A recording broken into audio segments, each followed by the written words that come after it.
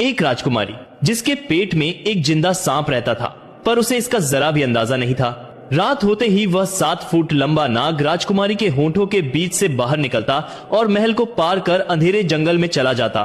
फिर सूरज उगने से पहले वापस चुपके से उसके शरीर में समा जाता। राजकुमारी बेहोश सी रहती, अजीब हरकतें करती और पूरा राजमहल इस रहस्यमयी बीमारी से परेशान था। पर किसी को भी शक नहीं था कि राजकुमारी के भीतर एक दानवीय नाग ने डेरा डाल रखा है।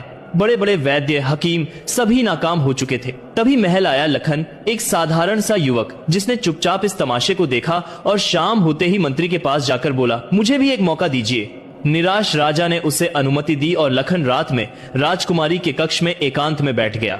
जैसे ही घड़ी ने रात के 12 बजाए, लखन की आंखें फटी की फटी रह गईं। अचेत पड़ी चंद्रकला के मुंह से वो भयानक नाग बाहर निकल आया। वह दीवारों की छाया चीरता जंगल में गायब हो गया और रात के अंतिम पहर लौटकर फिर से उसके अंदर समा गया।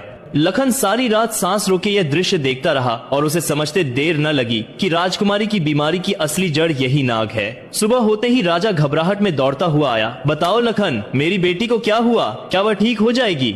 लखन शांत स्वर में बोला, महाराज, मैंने सच जान लिया है। ईश्वर ने चाहा तो राजकुमारी अवश्य ठीक होगी, लेकिन मुझे एक रात और चाहिए। बस एक तलवार और मिट्टी से भरी हुई एक बड़ी बाल्टी का प्रबंध करवा दीजिए। राजा ने तुरंत आदेश दिया और अब पूरा महल केवल एक ही इंतजार कर रहा था, रात का वह घड़ी जब राजकुमारी की किस्मत तय होनी थी।